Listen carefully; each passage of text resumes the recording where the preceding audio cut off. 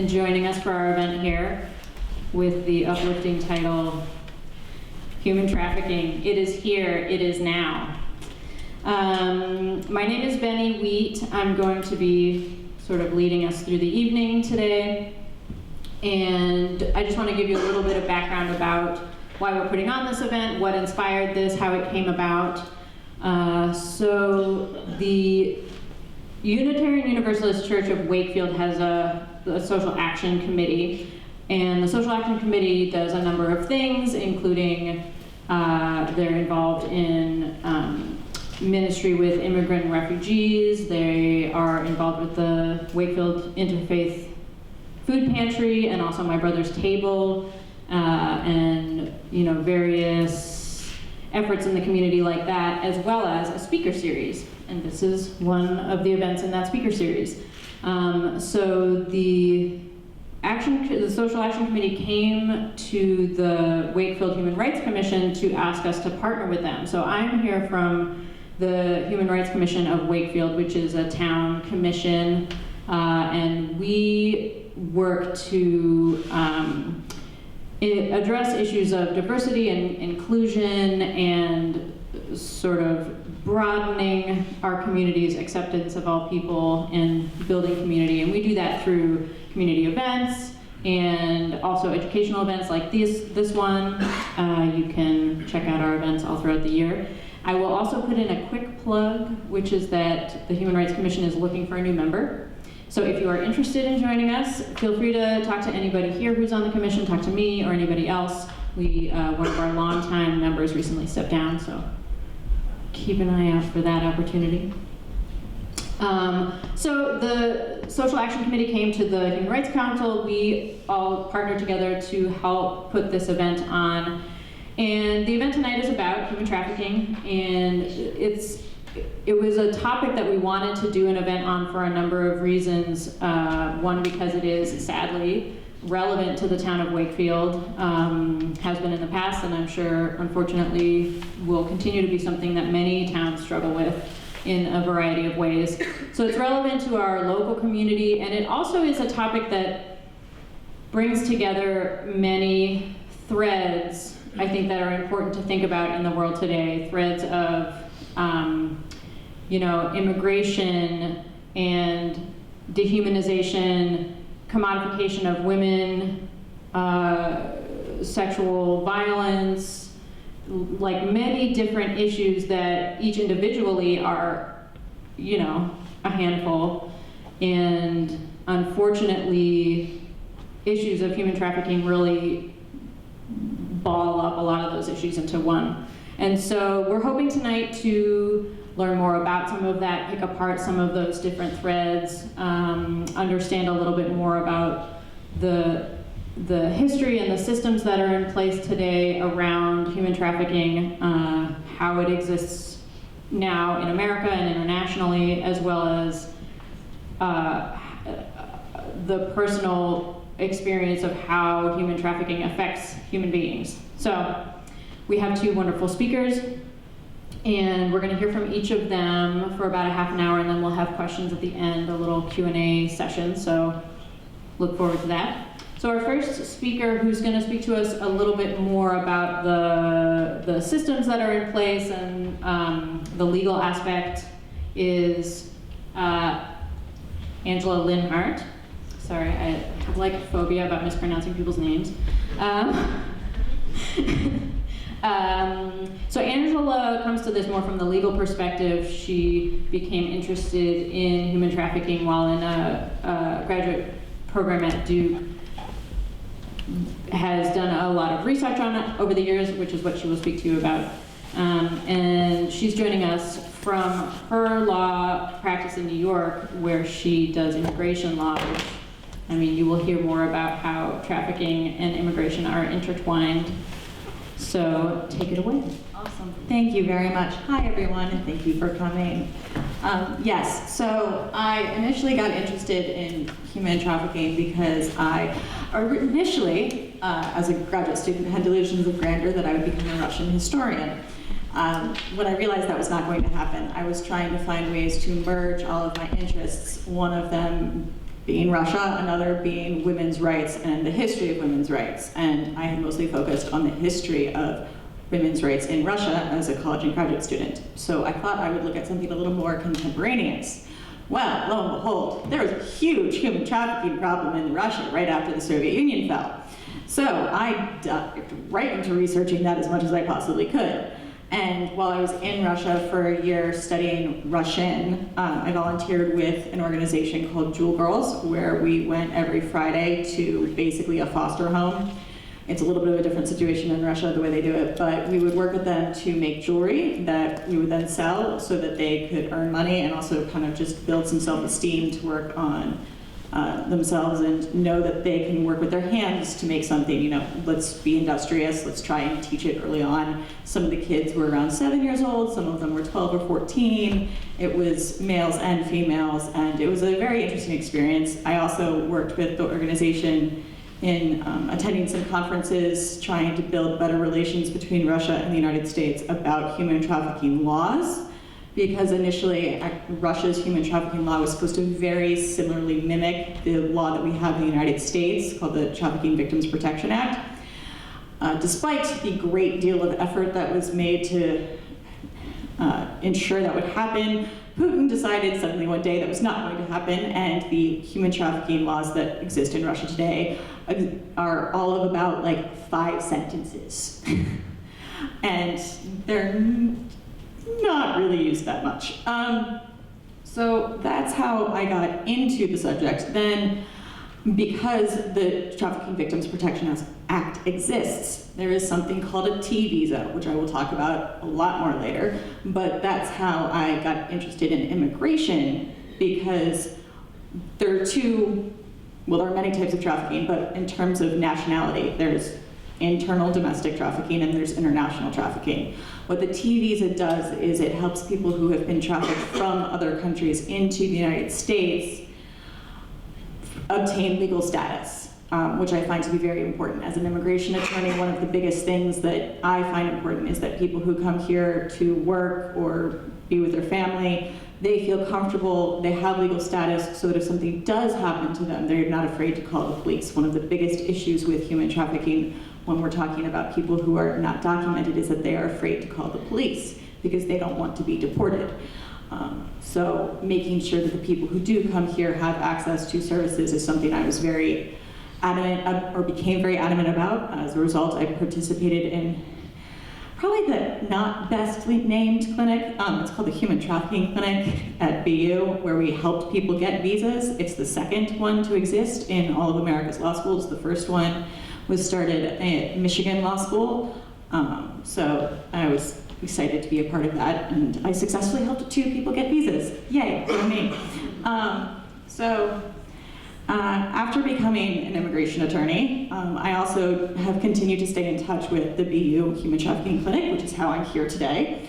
I've also done some research with the clinic that was supposed to be published. It was funded by Google, and we were trying to find ways to use child abuse statutes to prosecute child victims, because sometimes we couldn't or prosecutors can't necessarily prove the trafficking, but they could maybe prove child abuse. And we were doing state surveys to figure out which practices were working better in some states than others. Unfortunately, the states that weren't doing so well got a little mad at us, and also so did the judges, who didn't want to hear our recommendations, so that never actually got published. But we did some really interesting work for like 8 months. So it can sometimes be a little bit more political than I would like when it comes to raising awareness and figuring out how to combat this, because it is a huge problem. But you take what you can get. So, to the general discussion. Human trafficking, as we know, is a type of slavery in many ways. Slavery also, as we know, has existed for a very, very long time in different forms. The discussions about human trafficking, particularly in the Western world as we are discussing it today, initially in the about 1920s really focused on the victimization of white women and children through sexual exploitation. It became much more of a regular discussion in the 90s, where people were addressing the fact that the societal and jurisprudential framework was just not adequate for combating it. And initially, again, the focus was mostly on sexual exploitation, and then gradually brought into discussing what to do about labor and how to prevent people from being exploited for their work. So what is human trafficking? The UN definition is, sorry for the legal language, but just to kind of explain some things, I'm going to give you the really boring stuff. So, trafficking in persons means the recruitment, transportation, purchase, sale, transfer, harboring, that's important to remember, harboring, or receipt of persons by threat or use of violence, abduction, force, fraud, deception, or coercion, including the abuse of authority or debt bondage for the purposes of placing or holding such a person, whether for pay or not, in forced labor or slave-like practices in a community other than one in which such persons lived at the time of the original act in the previous paragraph. So that's the UN definition. For the Trafficking Victims Protection Act, they differentiate between severe and non-severe forms of trafficking, sorry. So severe forms of trafficking include sex trafficking in which a commercial sex act is induced by force, fraud, or coercion, or in which the person induced to perform such act has not attained 18 years of age.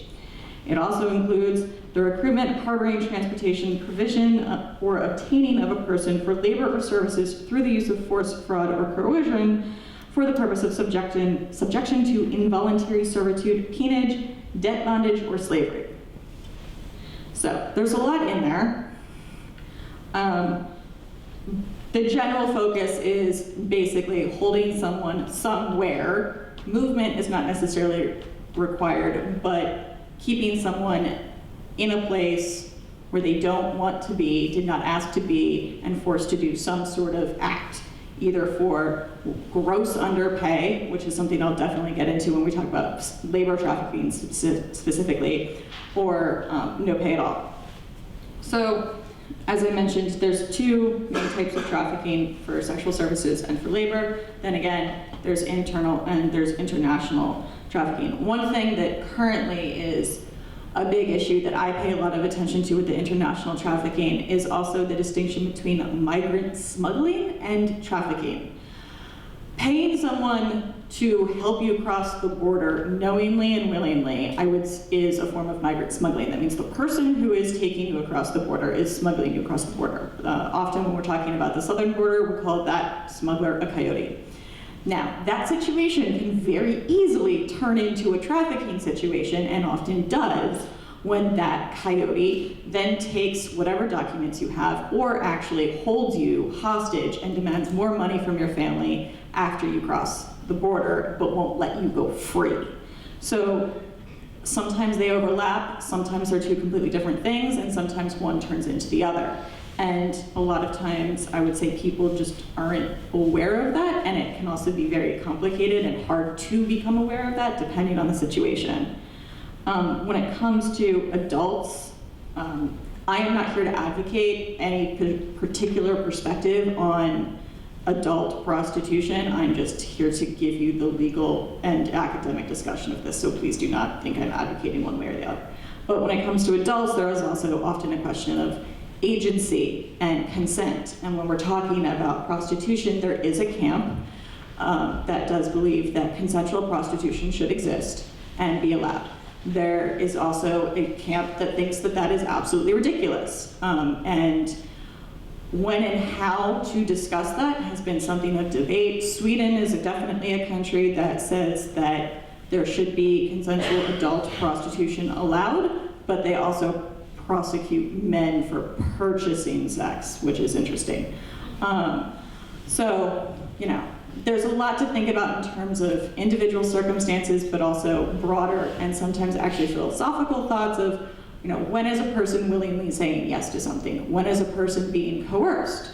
When is there forced fraud going on? And these are all things that when you're trying to prosecute trafficking, you have to really pay attention to. Also, when you're trying to help someone obtain a visa, you have to prove that that person was in fact trafficked. And so we have to go through the elements of what a trafficking crime is and say, oh no, this happened to this person, and this is the evidence of the fraud, this is the evidence of the force, this is the evidence of holding hostage or harboring. With minors, generally, there is no issue of consent because much like we have had in our statutory rape laws, that someone who's under 18 just cannot consent to sex. And when it comes to labor laws, also, we have labor laws that protect minors much more so than adults. So it becomes less of an issue, but that also doesn't mean it's necessarily easy to prove that someone who's under 18 has been trafficked. When we're talking about the main elements, like as I was mentioning before when I was reading the definition, so there's the action, the means, and the purpose. So the action is going to be harboring, maybe transporting someone. The means could be withholding pay. One of the big things when we're talking about people who are from abroad is withholding passports. The moment someone takes a passport and says, I will not give it back to you until you perform this work of any sort, that is an element that can be used against that person for saying that they trafficked someone. Passports become particularly important if you are someone who is undocumented and documented, because if you are documented, you enter the country and there's a stamp in your passport. And if you get picked up by ICE and you can't show ICE that you are here legally, it's a problem. So being able to make sure you're carrying your proper legal documentation is essential to staying safe as someone who's not from this country. And then the purpose, and the other element, what is the goal? Is this person doing it because,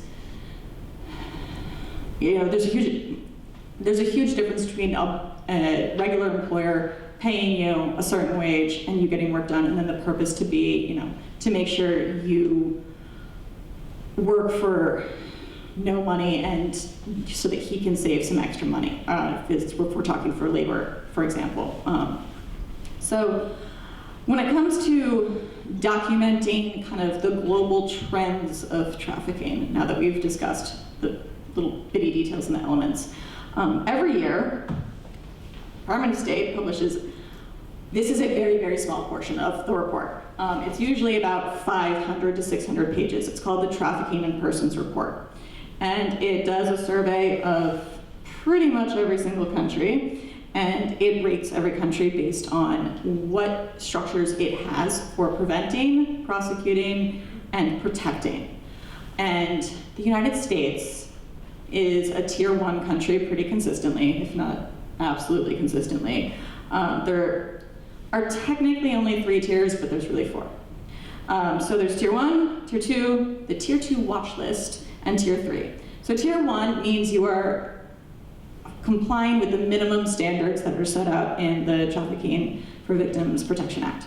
Tier 2 means you're not fully meeting the minimum standards, but you're making a good effort. The tier 2 watch list is, you said you'd do better, but you're not doing horribly, but you really need to do better. And tier 3 is, you're doing nothing, and we might actually withhold funding from you if you receive international funding from the United States. For the US, this means that we do open cases, we do charge people who have, where we have evidence of trafficking. We do provide social services and benefits to victims. Now, we do that.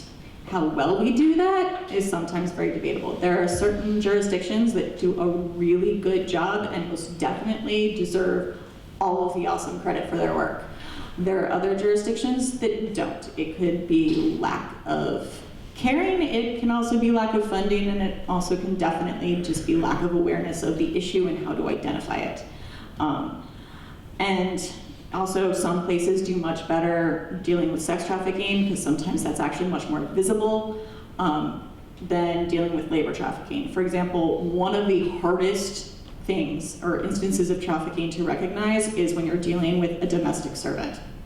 I kid you not, because there are times when neighbors won't even know that a family had the person in the house for several years because the owners and traffickers just wouldn't let the person leave the house.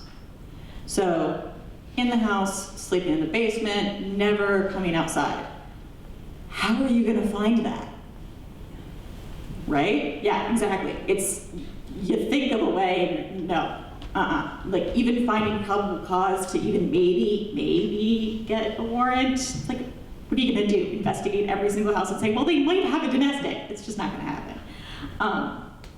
And then, so when it comes to labor trafficking, one thing that's become a prevalent issue, particularly in the immigration context, is dealing with situations where there's foreign labor recruitment. And so the two people that I helped get visas for trafficking to the US did actually come here on legal visas.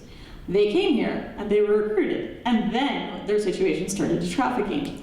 And in one case, which is actually a fairly common instance these days, is there was a firm that was hired by a US employer to recruit workers from the Philippines, get them a visa to come over and have them work, but then have, instead of housing that was 2-person to a motel room, it was about 8 guys to a hotel room, and they were grossly underpaid, and they were not, there were conditions in the contract that they signed about food, housing, laundry, hours to work, and just none of that was complied with. So this is one of those situations where there's fraud in the contract. My client at the time was also actually threatened with death at one point, and because the guy had a gun in his glove compartment and he threatened to use it on him. And then also you have force, fraud, coercion, and the conditions. I mean, so even if you're getting paid, the conditions are absolutely horrible. So that's what are the other things. Oh, so to help actually combat this, there's been a number of efforts and organizations, nonprofits that have been working with different recruitment firms to increase the standards for recruiting firms and make sure that they are complying with the way they are supposed to, and that the employers who use those recruitment firms also are complying and not actually trafficking people, which is optimistic and good and yay. So kudos for those people.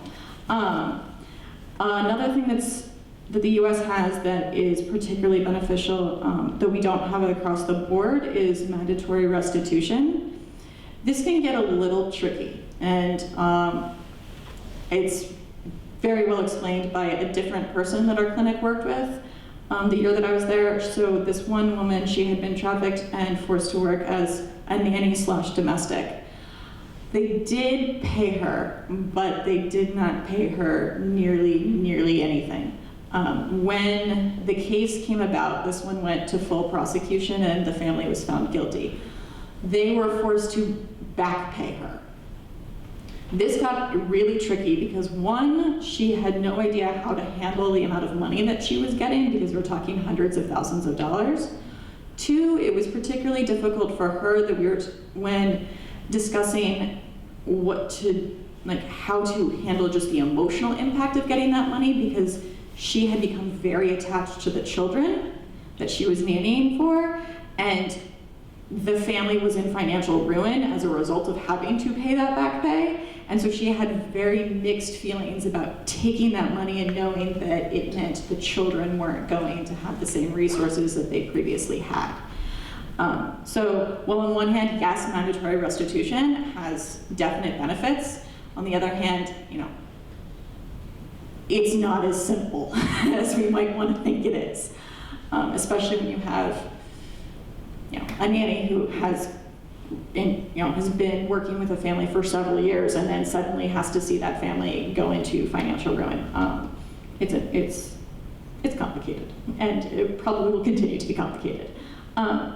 Another thing that the U.S. has that's we have in a lot of states, again, not everywhere, which is safe harbor laws. These I find to be particularly beneficial for both national and international victims.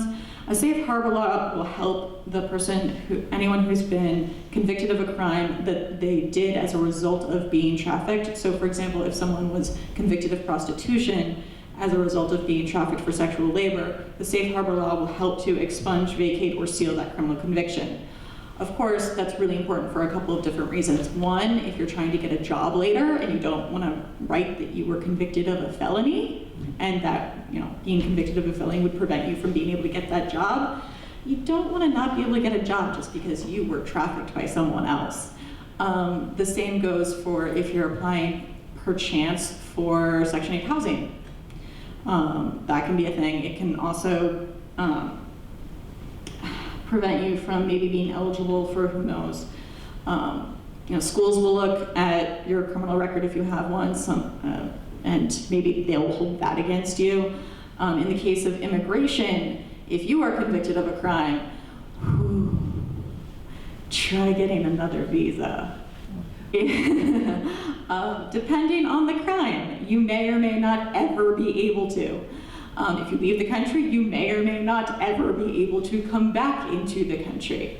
So that's something that's really important to note. And for those of you who are part of law enforcement or know about law enforcement, please have more of those. I'd really appreciate it. So when we're dealing with international victims, so there's really two visas that are available to people. The main one is the T visa. The T stands for trafficking. The second one is the U. So the T, as I discussed, is for people who can prove that they have come to the United States as a result of trafficking and can prove that they were trafficked. The U visa is for someone who has been a victim of a crime. So it doesn't necessarily have to be based on trafficking. It can be tangential to the trafficking, but it still has to be related. And you also have to show that you have complied with every reasonable request from law enforcement to get that. That can also be tricky. One of the big reasons is what I would call re-victimization or re-traumatization, because when you have to go through everything that's happened to you all of the time, it can weigh on you a lot. And it's distressing to watch. I don't even want to begin to imagine what it is like to go through. And it's the same thing with the T visa.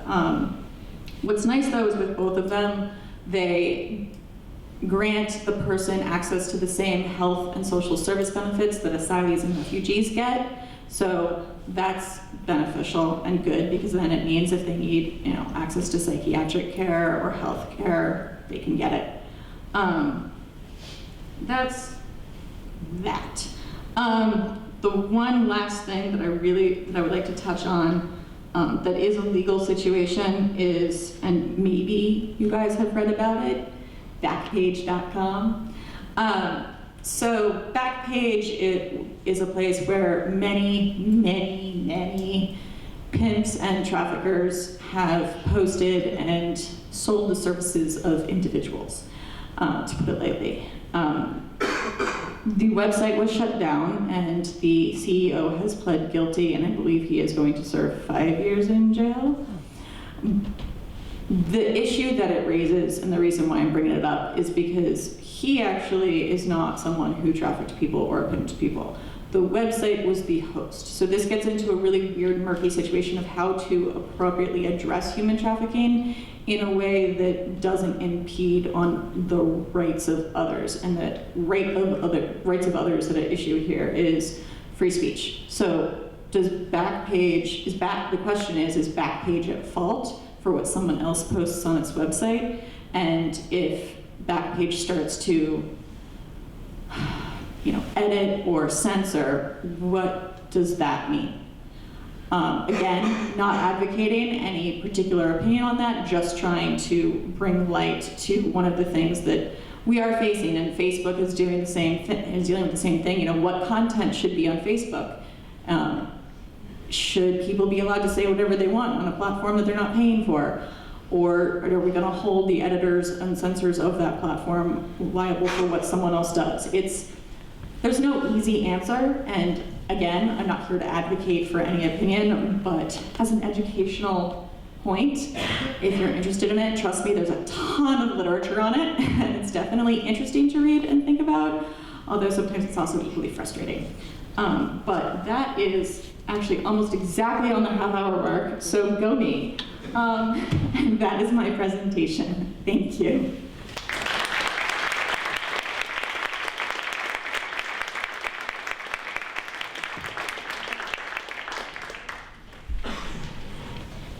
Okay.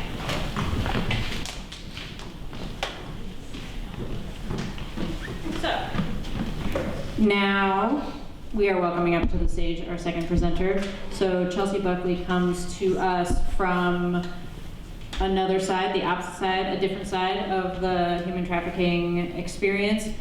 Chelsea is a survivor of sexual trafficking, sexual exploitation, and I'm not going to give you her whole story because that's why she's here.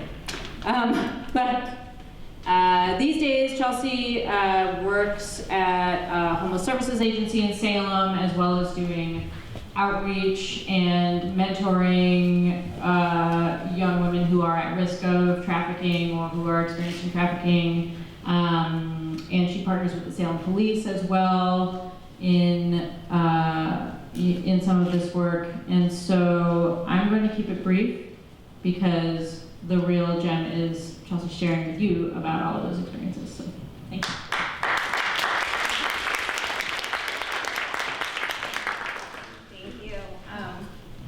I'm a little nervous, so bear with me. So yes, my name is Chelsea. I am a survivor of commercial sex trafficking in America. I share my story to put a face to a survivor and a victim, and to share what makes a person vulnerable. I'll talk about what it was like for me growing up, what made me a perfect victim for a trafficker, what it was like in the life, and what it's like getting out and being in recovery from that life. 80% of trafficking victims. I have to interrupt you for 1 second. Is it I think level? it's off. It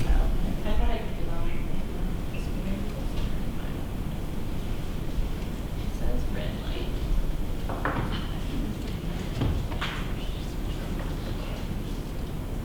Sorry, everybody. Now, can you hear me? Yes. Okay, so 80% of trafficking victims have a history of sexual abuse and or have been in the DCF system. People have a misconception of what trafficking looks like, especially in America, as did I. I never knew I was a victim. I always pictured it like in the movie Taken, like girls chained to radiators and beds in foreign countries, but it happens on the streets right where we live. I want to start by reading a paragraph from a book. It's called Pimpology. It was written by a trafficker to teach men how to pick up girls and to turn them out. Weakness is the best trait a person can find in someone they want to control. If you can't find a weakness, you have to create one. You have to tear someone's ego down to nothing before they will start looking to you for salvation. Then you have a chance to build them back up, showing them that it's your program that takes them from darkness to hope. While you want them to feel good about themselves eventually, you want them to feel that it's because of you. They begin to see you as their champion and their hero, even if the weakness you rescue them from is the one that you created. So it's just kind of an idea of what goes on in a trafficker's mind. So I'll start by sharing where I come from. I was born in Lynn. Both of my parents were drug addicts. My mother was murdered when I was 4 by her trafficker. It was never investigated. It was in the news as streetwalker, killed. I was placed into foster care for a short period of time, and then I was placed with my grandparents, and I was a ward of the state. A year when I was 6, my father died of a heroin overdose. I had a social worker growing up through DCF. She stopped coming around when I was about 9. I was a victim of sexual abuse. I had a neighbor that used to take advantage of me, and I had a bus driver that would drop me off last and do things. And I always try to speak up and tell people. I would show signs like my uncle would pick me up and I would kiss him like my neighbor was kissing me, and he would push me away and get really uncomfortable, which I can't imagine. It's uncomfortable probably even hearing that. So growing up, I was a cheerleader and I did gymnastics and I did all these things. I never grew up saying that I want to be a prostitute or a drug addict. Like, I wanted to be a ballerina, I wanted to work for the FBI. Just, unfortunately, those things just didn't happen for me.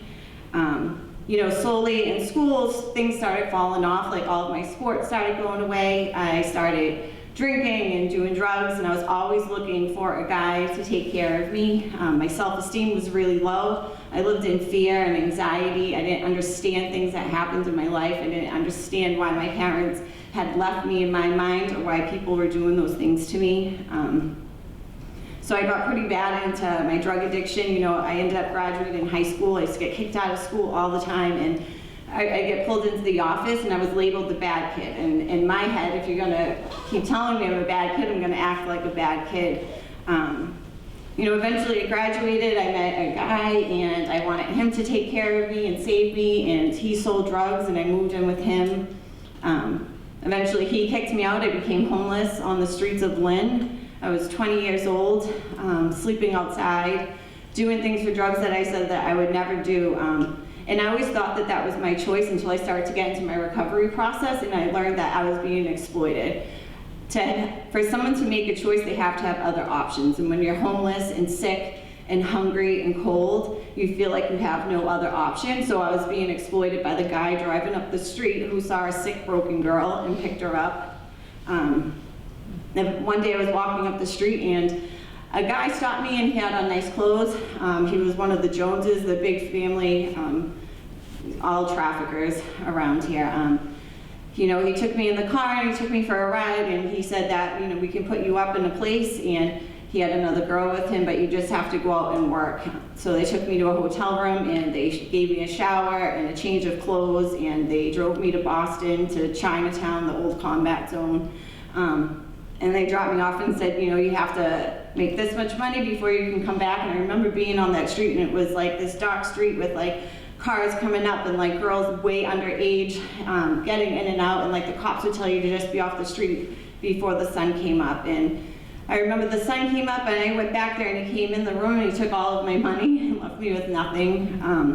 I ended up staying there for a while because I would get what I needed in the morning, and he would take care of me. And then one day I watched him beat that other girl so badly that I left and called my aunt.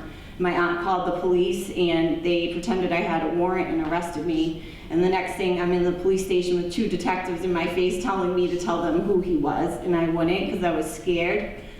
They released me, and my trafficker picked me up about 10 feet from the police station. And back into that same cycle I went until one day I ended up leaving and back out on the streets, and my addiction got worse, and the guilt and shame of the things that I was doing got worse. I was arrested, and I was stipulated to a halfway house.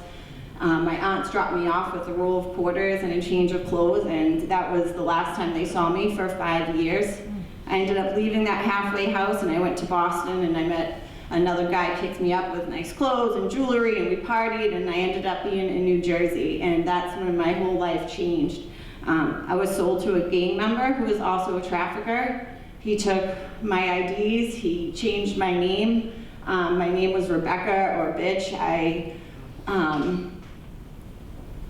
It was just different this time. I wasn't allowed to do drugs, I wasn't allowed to drink, and he told me like I had to go out and do these things, and I couldn't do it with a sober mind. So when I got out into Atlantic City, I ended up using, and I went back to the hotel room, and you know, that was when like the first beating happened, right? It was like I had to take my clothes off, and he beat me over and over again with a belt, and I remember screaming in that room for someone to come and save me, and nobody came. What had happened is he left, and he came back, and he hugged me and said, I just want the best from you, and you're a junkie. And that's when like the brainwashing begins, and like the trauma bonding, because the same person who was hurting me is also loving me and feeding me and clothing me. I ended up going to Las Vegas. You know, when you're with the trafficker, they give you this misconception of family, right? You have to call him daddy, and then you have wife-in-laws, and I wasn't allowed to speak to anybody that wasn't either a buyer, him, or a girl that I was trying to bring back. I was trained to keep my eyes to the ground, walk 3 feet behind him. If I spoke to anybody, I got in trouble. Like, the forms of abuse that I took were so inhumane and degrading. Like, I lost all sense of self-worth. I didn't even feel like a person anymore. You know, one day in Las Vegas, I cut myself up really bad so that he would get rid of me, and he called 911. I went to the psych unit, and like I told them what was going on, and nobody helped me, right? They just discharged me, and my trafficker picked me up right from the hospital, and it's like the cycle just kept going over and over again. Until one day the bounty hunters came and got him, and he drove away, and I remember feeling the sense of relief, like thank God he's gone. But then also this fear, like now what? I have no money, I have no phone, I have no ID, I've been arrested like 30 times. I had warrants here, my family hadn't heard from me. So I stayed in that life, and I went with somebody else, and I ended up back in New Jersey, and I ended up serving 7 months in there. And the trafficker got me out, and when I got out, I owed him money, and it's like over and over again, and the beatings got worse, and the nights got longer. I was trafficked all over the country, arrested over and over again, and always treated the same way that I felt inside by the people arresting me. Like I was no good, and I was dirty, and I was committing a crime, and nobody ever believed me, anything that I would say. It was always my choice. I'm making these choices. You know, people always say, like, why wouldn't you leave? Why wouldn't I leave? I was in fear for my life, right? I watched him beat a girl nearly to death one day, and I ran, and he caught me, and he whispered in my ear and said, if you ever do that again, I will kill you. And I believed him.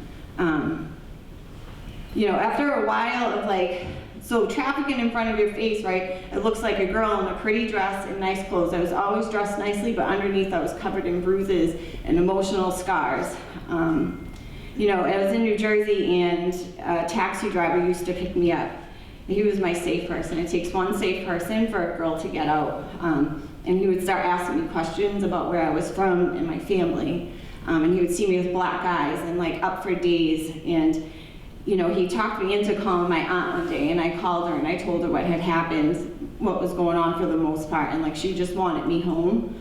So I would start giving him money here and there, and he would send it back here. And on March 19, 2011, I decided to leave. I packed a bag, I went to a hotel room, and I got a bus ticket, and the whole time I was getting death threats. Like, I told you I would kill you if you left, and I remember I just had blinders on, like I just wanted to get home and be safe, because I hadn't been safe in so long. And when I got up here, I said, I swear I won't do drugs or anything. I just want like a normal life, but I didn't know how to be normal. I didn't know how to talk to people. Men scared me. I couldn't have a normal relationship with people, so I ended up drinking and using again. I never could talk to anybody about what was going on because I didn't know I was a victim. You know, eventually I met someone, I had a son, and I ended up using drugs again to the point where I ended up losing custody of him, and I went into treatment. And when I was there, I got a bag of hope from a woman who's a survivor. And I started to ask questions, and I learned that I was a victim. And then my recovery started, and then I learned that I was a survivor, and that's like when everything changed for me. I went into a sober house, and I met the woman. She wrote the book, The Diary of Jasmine Grace. And I told her my story, and she asked me to share my story, and I did. And like the moment that I shared my story, I took my life back, because for so long, this person had control over my life when I wasn't even with him anymore. You know, the last message I got from him was in 2014, telling me if I ever need anything to call him. You know, I've worked really hard in my recovery process, and I have my son back.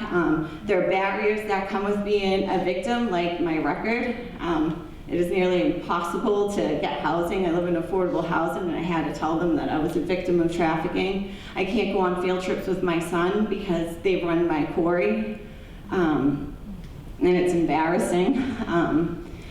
You know, like now I have like my own apartment, and I have my son in my life, and you know, I work for the police, and I work with the homeless, and you know, I recently did a news interview, and I told my story to the whole world, and then I got a call from a detective in New Jersey who told me that while I was there, he was watching us. There was an investigation going on against my trafficker, and they watched that house for a year. So for a year, they watched that house that I was being beaten and sold out of.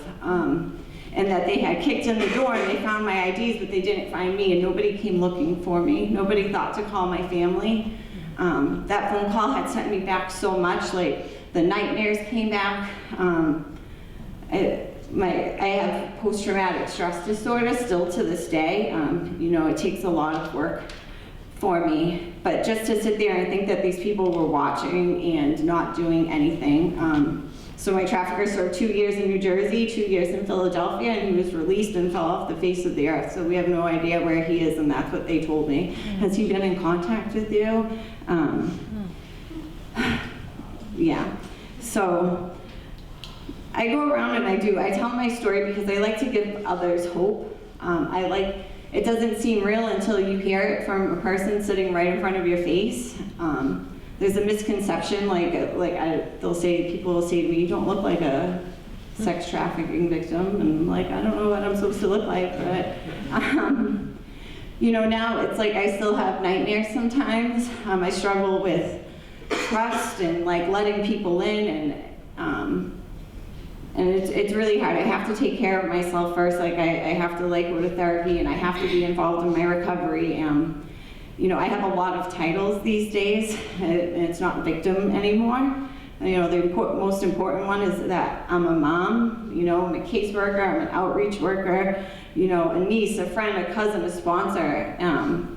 I wouldn't have all of these things if I never identified as being a victim of somebody else. Because had I held on to the fact that it was my choice and all that guilt and shame, I would still be sick or I'd be dead, and my son wouldn't have me right now.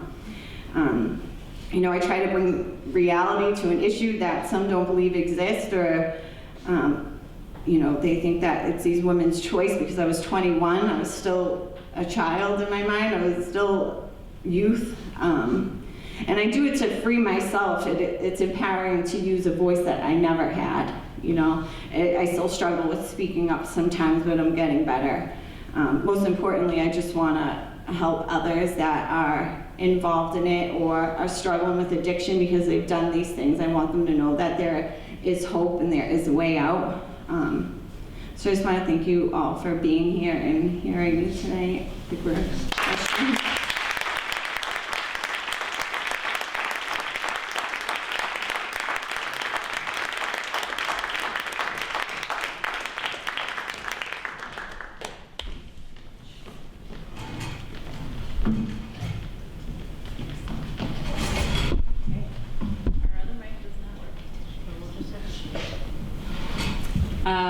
First, I would like to invite you all to take a deep breath, because that was a lot to take in from both of our speakers.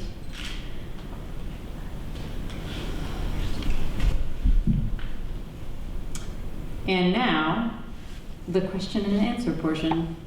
So I wanted to start off, just to get things moving, with a question about, you spoke very much about the kind of broad overarching systems that are at play. Chelsea, you spoke a lot about the personal experience of how this affects a person, and I'm wondering if each of you could speak a little bit to that middle ground of how does trafficking affect a community, yeah.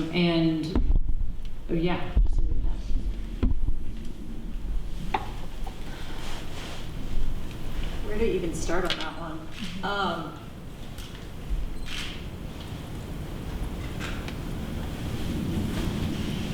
I feel like in many ways,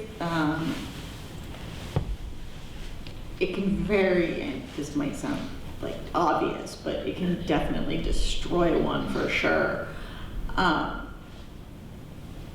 mean, families are torn apart by drugs when there's drug trafficking and trafficking for sex related in there. I mean, it's just devastating. I mean, I haven't been through it, but I've read about it a lot.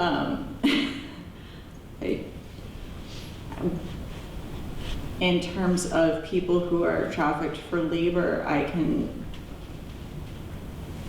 talk about the fact that when you're someone who's come to the United States to work and send money back home, you know, it makes a huge difference in whether or not you're actually able to send a certain amount of money back home to your family, and depending on where they are, you know, the difference between $50 and $150 a month can make a huge difference. And, immigrant communities in this country tend to be pretty close-knit, so when, one person is trafficked, it can make a big difference. One thing that's interesting that I just remembered, though, in terms of when it can help, not the trafficking, but a community mindset can help. So for the guy that I helped who was from the Philippines, a lot of the other people that he worked with were in the exact same boat and all from the Philippines. And because a year prior, the clinic had helped someone else that he knew get a T visa, he saw that success and it motivated him to be willing to come forward and work with us and cooperate with the police. So I would say, it's when the systems to help people work, it can foster a community, but the mere existence of trafficking definitely can break it down and destroy it, I would say. But yeah.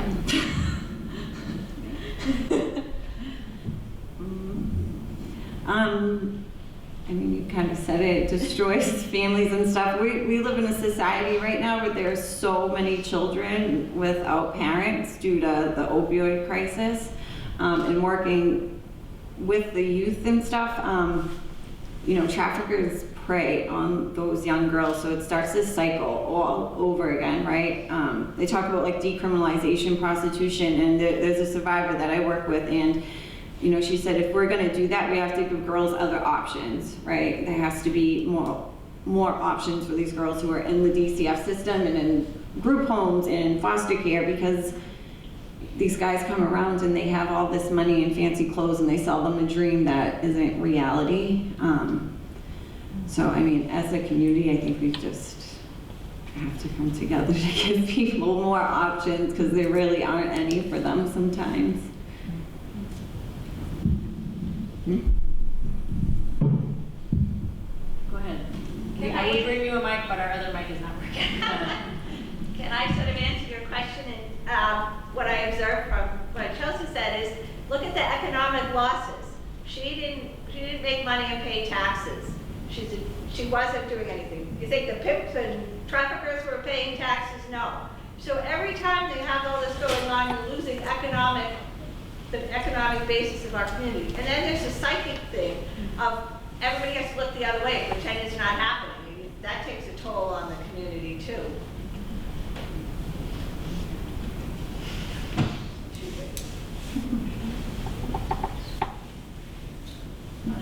Yeah. Hi. First, I want to say to Chelsea, I want to commend you for your bravery and sharing your story. I think everyone probably feels the same way. One of the most disheartening things that you said was that you would tell your story to someone at a hospital or in law enforcement, and they didn't seem to believe you or take you seriously. Do you feel like, has that changed? Like, I'm assuming this has been a little bit of time since you were living that life. Has there been a change, like through education of law enforcement and hospitals and things like that? Or are we just beginning to get there now? I think we're beginning to get there now. I do go and do a lot of trainings with mental health professionals, hospitals, the police. The biggest thing that happened was the Robert Kraft thing, right? It brought out, oh my God, human trafficking in America. It's been going on for a long time before Robert Kraft. But people are starting to want to get educated, and programs are starting to come up in safe houses. So, I mean, people are asking more questions now, so I guess it's a good thing that he got in trouble because it brought some awareness.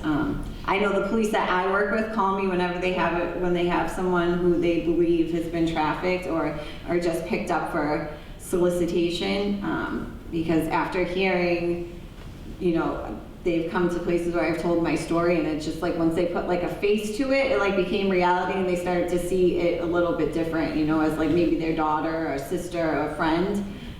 So yeah, I think it is starting to change.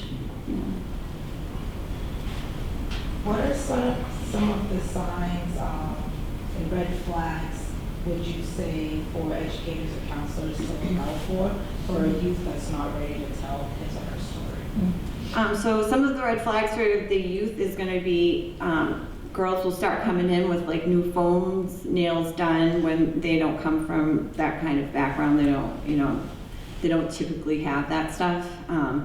It'll be like skipping school a lot, older boyfriend, new tattoos. The traffickers are infamous on branding girls. They'll put their name on them. So yeah, and then like skipping school and stuff. But the biggest thing is like when they start to have that extra money or they're starting to dress different and they're in more expensive clothes.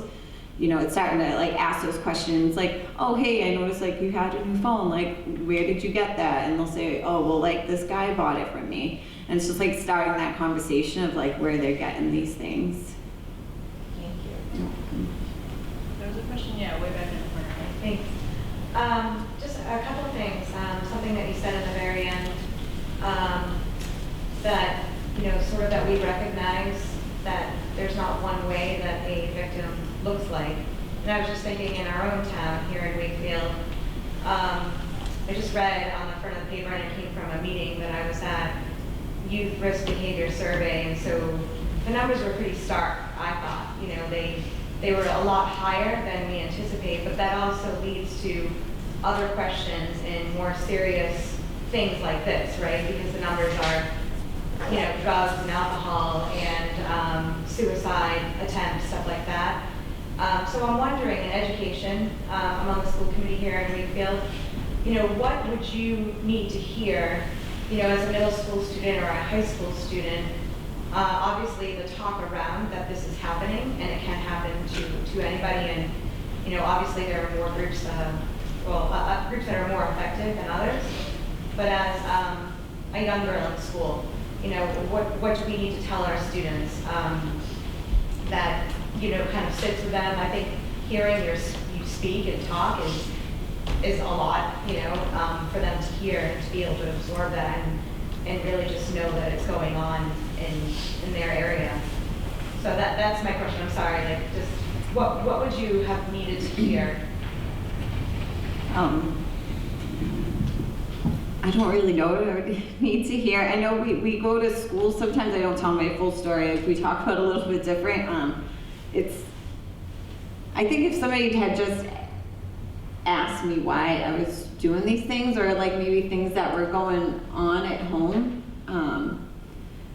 We Rise, we do groups called, My Life, My Choice, which is like prevention, and it teaches girls like their own self-worth.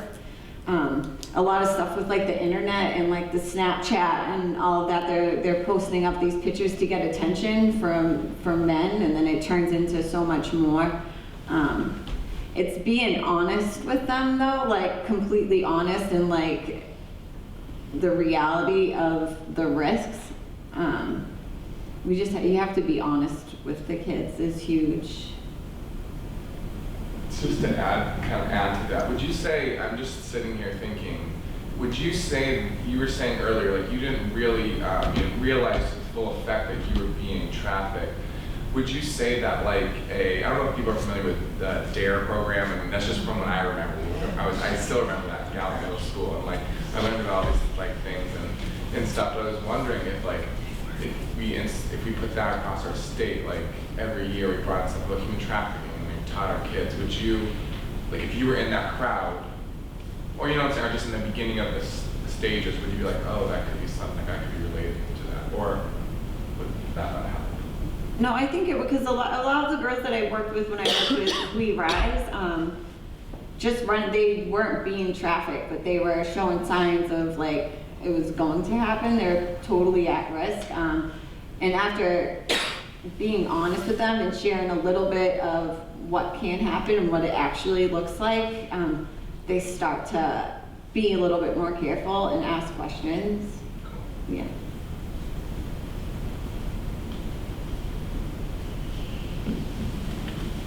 Are there other questions for our speakers? Chelsea, do you know the place called Amira? Yes, I know them well. Yes, well, I had a talk like this at a women's group that I'm in Cambridge, and we had 2 people come who work there. So, you know, the same kinds of stories and the book you mentioned and all that, and it was inspiring. The thing I thought was overwhelming is that they don't have many beds. They only have 5 or 6 in-house beds, and I know they go out to the communities, but it just is such a long process to help someone to get rehabilitated. It just seems enormous. Yeah, there's a lot of relapse too when it comes to these girls who are coming out because they're gonna go back. Like I know for me, coming out and trying to be into like a society that I knew nothing about or how to fit into, and like when my trafficker would like message me and threaten me, but then in the next breath to tell me that he wants to take care of me, like sometimes it sounded good. So like girls will go in and out of these programs. I know they just opened up a few more though, in Worcester, I believe. Nikki just opened one, so it is. You know how you said you have this safe person in New Jersey? Was there no one in your life as a teenager that you could have talked to more, or that could have helped you in some way if you had spoken to them? I don't really know. No good. No, things happened when I was so young, I think, and I turned to drugs so quickly and then to other things that I didn't have a clear enough mind to even like process anything or know that something was wrong. I think along that line also,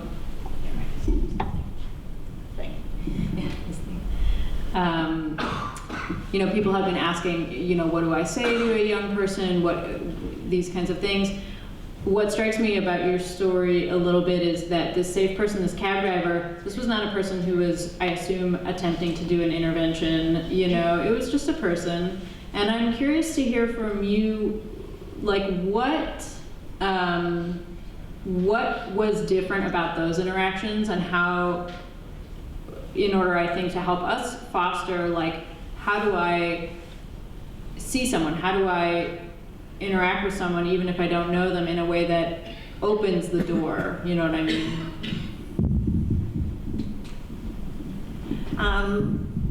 So for me, it was one, he didn't want anything from me. And he would ask me questions about myself or just check on me, and he never made me feel bad about myself.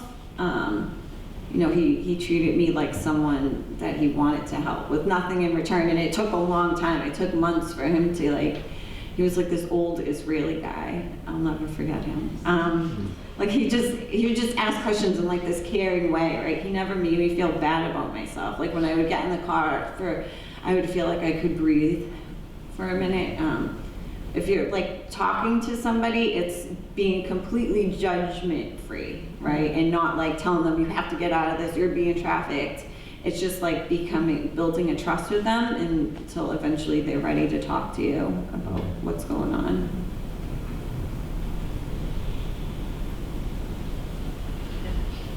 Are there things that you think that we could do to improve the DCF system? You know, that there was a comment, something like 80, I can't remember the percentage of the amount of victims who have been through DCF who are trafficking victims. It was kind of very high anyway. Are there things that you think that could be done to improve that system?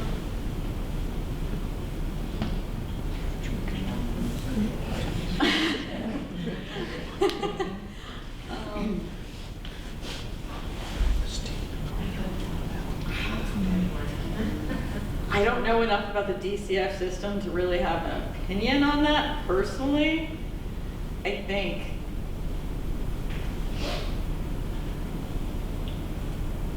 just paying more attention. That's really all I got.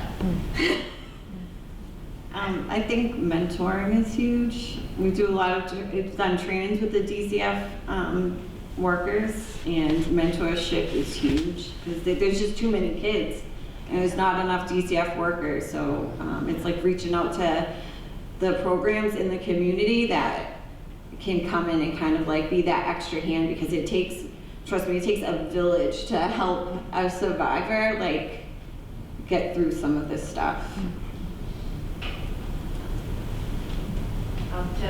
I don't work for DCF, but I work for the state, and I do think that access for people to know how to reach out to DCF and just a more presence in not just within their offices, but in the communities. I think there's a real, they're just not accessible, and they're a little too distant. So it's not integrated, the work that DCF can do, and a lot of it is unfortunately lack of funding and lack of staffing, as would be expected. I had a question with regard to this trafficking. What percentage of, I know you're talking from your experience and what you know, but what percentage of other genders involved in this unfortunate and male or other genders? I don't know the exact percentage, it's lower, but it's definitely growing, especially with the transgender. But what we find with males is they won't come out and say anything for a lot later than a woman, because I think that there comes a lot more guilt and shame when it comes to like a male. Like we had somebody come and say he was a survivor and he was like 50 years old, and it happened so long ago, but it's different. We just don't see as many men openly talking about it. I think also part of the issue is people just not thinking that there's a way a man could be abused that way. There's a lot of people, because I mean the dynamic is a little different, but I mean a lot of people just would never accept the idea that a man could be raped also, which is a huge issue. It's not to say that that's everywhere, but I still hear about that, read about that in relation to this. And then with the trans community, I mean, even feeling comfortable enough to come out as trans and then be abused, and that's another level of exploitation that is often a problem.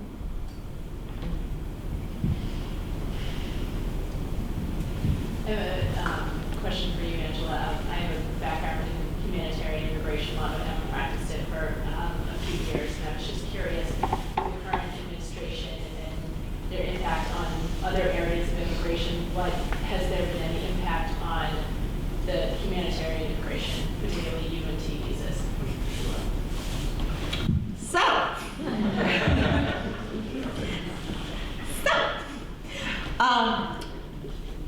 I'll answer for general and then go to UNT visas. Everything is harder and takes longer, and we can help less people. As far as the UNT visas are concerned, when we submit applications for people to receive visas, there's 3 immediate responses we can get, and immediate's a very relative term, but we can either get an approval, we can get a denial, or we can get what's called a request for evidence, which we call an RFE. The number of RFEs has gone up significantly in general and in the U and the T visa situation. And that's a problem, because that makes it harder to help the person, because it means, depending on how good of a job you did, you're actually literally just sending in what you sent them initially and say, no, really, this is evidence of this. The other thing that has been a big question, fortunately has been resolved, was the issue around public charge. So for those of you who have or have not read the news, I'm going to give you a brief.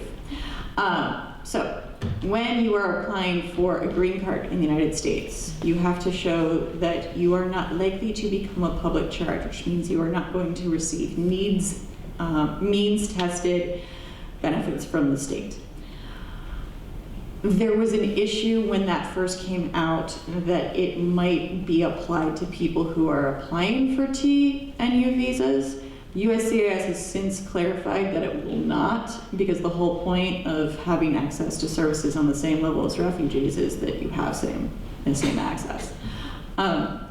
So that's an issue. The other thing to note, though, also is the U visa has been oversubscribed, which means more people have applied for the U visa than are allotted each year, which means you might apply for it now and then actually get it in like 5 years. The T visa has never reached its capacity since it was created. So there's that too.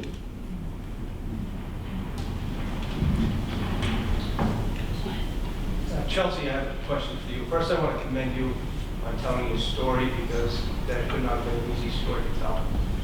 But my question for you is, through your work with the police departments, when they contact you, when they have someone who they believe is being trafficked, and you intervene, how do those people receive you? Do they open up to you and tell you their story and ask you for help? Because I can tell you from our experience at the police department, we've had people who we know were being trafficked, and we offered help, and we tried to get them to tell us their story. And out of fear, they won't talk to us most of the time. The pimp is waiting in the lobby, they posted bail, they're waiting to leave, the phone's blowing up with the text messages. So it's very difficult for us, and I assume it's because we're male officers for the most part, to get people to tell us their story. So I'm curious, when you're summoned by the police to come in and help, how receptive are people to you? Not always. So I'll put a little word out for We Rise. I have cards. There's an emergency number, a hotline number on there, and they will come out 24 hours a day at any time to come and talk to them. Initial contact with someone will probably never get them out at that moment, but it's like the continuous, like they have bracelets with the hotline number on the inside so you can't see it. And it's just kind of giving them that information. Coming from a survivor to a victim is a little bit easier. They start to trust you more. Like once you say that you've been in that situation, you can see their face kind of change. But it's a long process. It's just mostly giving information until like one day they're ready. How long did it take? How many contacts before you really get people to start talking to you? I have no idea. So the girls that I've worked with have been youth, so they're in group homes, and you know, they kind of have to talk about things. For like an adult female, they have to be ready. I mean, I've worked with someone, like I just told them my story or part of it, and then all of a sudden like they completely open up to me, right? And then they feel comfortable enough to talk to me about all the stuff that has happened. They're not going to talk to a cop, unfortunately, especially a male cop. It's scary, and they feel judged, and you know, their trafficker's waiting for them. You know, it's a really hard situation. But it's definitely about giving the information to them. Like there is a safe way out, right? And if like you can get an advocate out there to come and talk to them, eventually, hopefully, like if they get arrested again and they come down and they start to build that relationship, when they are ready, they will make that phone call. Right, thank you. I just want to again thank Chelsea, both of you, but and also Chelsea for sharing the story. This is more of a comment than a question, but I know a couple have asked about how the perceptions changed in law enforcement or hospitals or TCF. I know for us in Wakefield, 4 years ago in 2016, we had Jasmine Grace come out and talk to a group of our officers because we wanted to get ahead of this and not behind it, and it was the most powerful speaker that we've had at the department, and the officers were just riveted, and same as tonight. And I definitely believe that when officers hear a survivor's story, it's more powerful than anything else that they could read in a book, and we could show on a roll call video. So the work that you're doing is absolutely making a difference, and the officers who heard Jasmine, and she's amazing. After that, and then we tried to get her to speak on a larger scale to some of the bigger conferences for police officers, because she was so good. So I just want to comment on it's people like you that are going to open the eyes of officers when they go to DCF homes, and they keep going to the same place over and over again, and they get frustrated, but they see a different side maybe when they hear from you. So I just wanted to thank you, and I can absolutely tell you that you're making a difference in how officers receive these interactions. Thank you.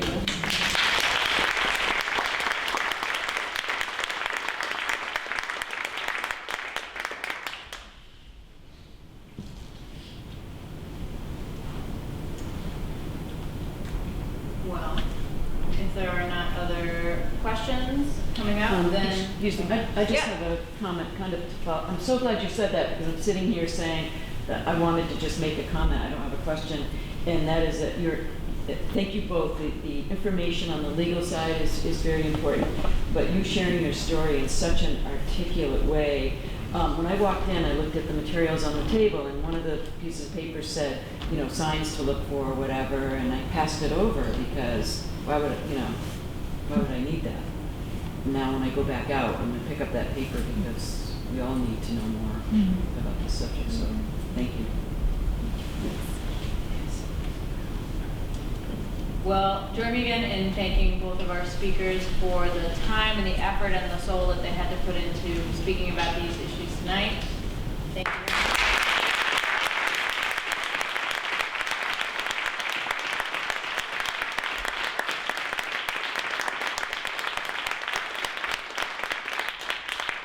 I wanted to give a quick shout out, just especially to Sheila Cronin, who really spearheaded the efforts to put this together. It was definitely a team effort, but Sheila put in a lot of hours